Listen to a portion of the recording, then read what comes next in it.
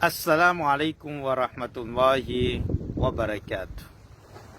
Ny teny ilay manam-pahendrena anankiray manao hoe ny olombelona rehetra manerana an'izao tontolo izao dia mieritreritra sy manam-paniriana ny hanova an'izao tontolo izao, hanatsara an'izao tontolo izao ary hampamirapiratra an'izao tontolo izao.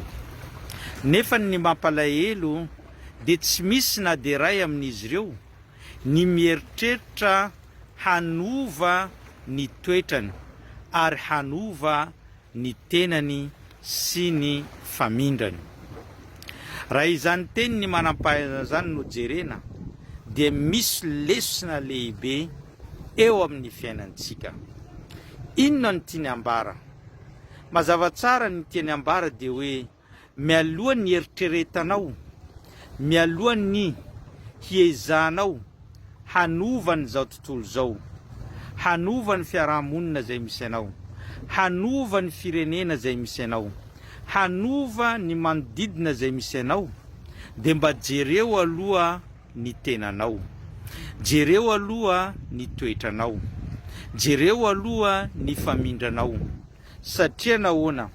Ny fanovana an'izao tontolo izao dia tsy tonga ohatr'izao na tsy tonga fahatany, fa miankina amin'ny fiovany tsirairay sy ny ezaka ataony tsirairay ary ihany koa ny fiezana mafy izay ataony tsirairay miainga amin'ny tenany sy ny tokantranony ary manodidina misy azy, zay vao miroso makany amin'izao tontolo izao.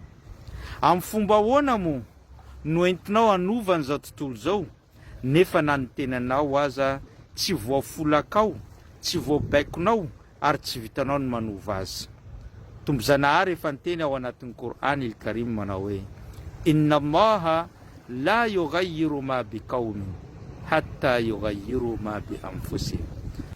Tombon-janahary anie dia tsy manova ny vahoaka anankiray na ny firenena anankiray raha tsy izy ireo mihitsy no manam-paniriana sy miezaka manova ny tenany. Mazava araka io andian-teny masina io fa tsy handroso velively ny tanàna izay misy anao, tsy handroso velively ny firenena misy anao, ary tsy handroso velively ny manodidina izay misy anao raha tsy anao mihitsy mitodika amin'ny tenanao ka manova ny tenanao mialoha ny hanovanao an'izao tontolo izao. Ka izany afatra izany dia miantefa ty amiko, miantefa aminao ary miantefa amin'ny olona rehetra izay miaina eto ambony tany. Mialoha ny eritreretinao hanao asa goavana hampandroso an'izao tontolo izao sy hanova an'izao tontolo izao dia ny tenanao aloha no ovay, fa rehefa miova ny tenanao ary misy olona maromaro vonina ary efa niova amin'ny fahazaran-dratsiny dia miova tsikelikely ny fiarahamonina ary miova tsikelikely ny firenena ary mamirapiratra izao tontolo izao ka tonga amin'ny tanjona ny rina. Zay no fampatsiavantsika tamin'ity androany ity. Abonneo, partageo, ataovy j'aime fa mbola maro ireo fampatsiavana entintsika eto. Wassalamu alaikum wa rahmatullahi wa barakatuh.